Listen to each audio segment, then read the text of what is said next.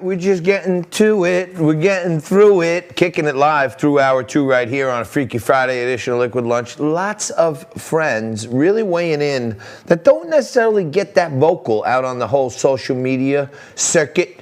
You know what I'm saying? And everybody last night, including my own mom, I was sitting in the living room. We had dinner at my mom's house with my 2 daughters, Victoria and Ava, my son John, my mother's husband Johnny, okay? And then we were sitting on the couch like normal humans saying, hey, let's see what's happening with these 2 presidential candidates.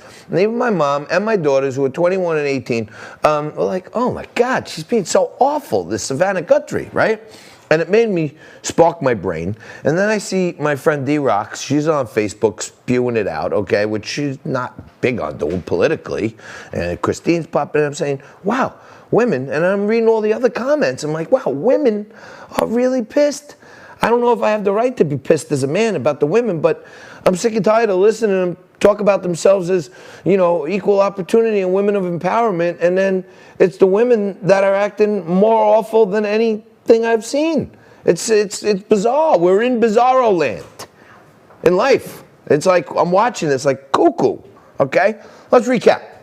Okay, Amy Coney Barrett, Christian woman, highest heights, Notre Dame professor, circuit court judge, appointed 94 votes the last time she went before. Okay, she's a stellar candidate, rock solid, stand up, everything you want. White, Catholic woman, multiracial family. What do they do to her in the Senate? The men are nice to her.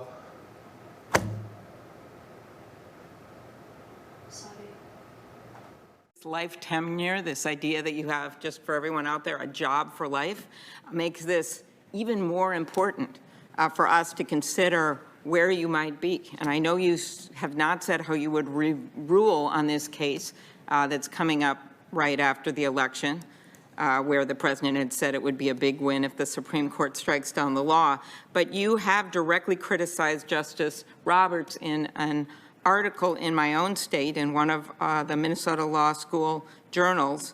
It was in 2017. It was the same year you became a judge. And when Roberts writes the opinion to uphold the Affordable Care Act, you said he, quote, pushed the Affordable Care Act beyond its plausible meaning to save the statute. Is that correct? Yeah. So the ladies are on full attack. Okay. And then last night, Savannah Guthrie attacking like mad the president, like no decorum, crude, rude, rotten, gotcha journalism. Why are the ladies of the D Party acting so D-less? Announcing, let me ask you about QAnon. It is this theory that Democrats are a satanic pedophile ring and that you are the savior of that.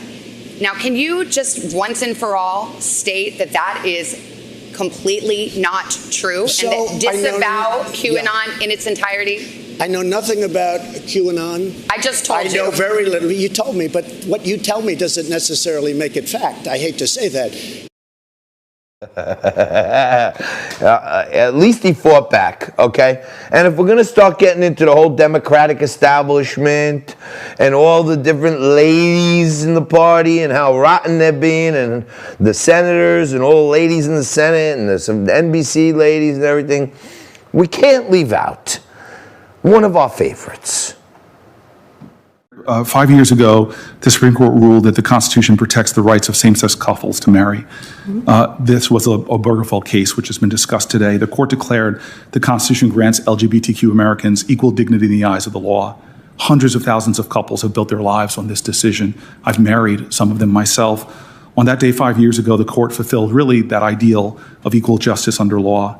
And yet now the same-sex marriage is legal.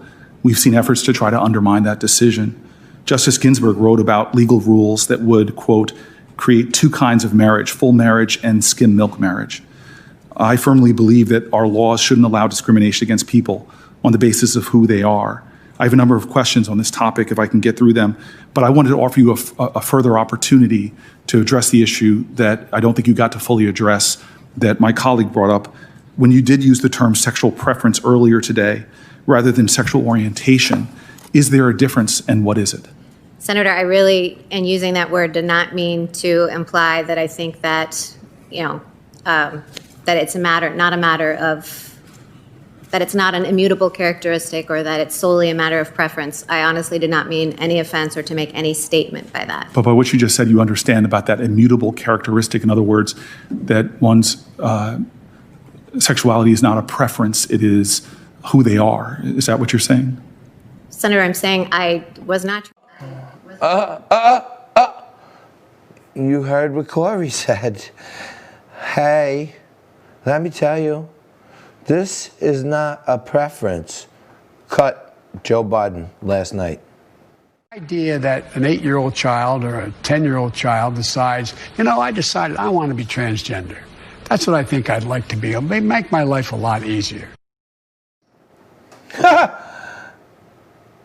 They're all howling, okay? All the ladies at the Tea Party, okay? All of them, right down to Cory Booker, okay? About sexual preference and use the term sexual preference. Here's hiding Joe Biden, or as he's referred to in all the corruption emails, Joe, the big guy, Biden, telling the lady, hey, if an 8-year-old wants to decide not to be transgender, more power to them if it makes their life easier. So the big smackdown is on Amy Comey by the women about sexual preference, and here's Joe Biden on national TV swinging at softballs from George Stephanopoulos and whiffing bad when he says 8-year-old kid transgender, they have a choice. They may choose to. Anyway, I tread lightly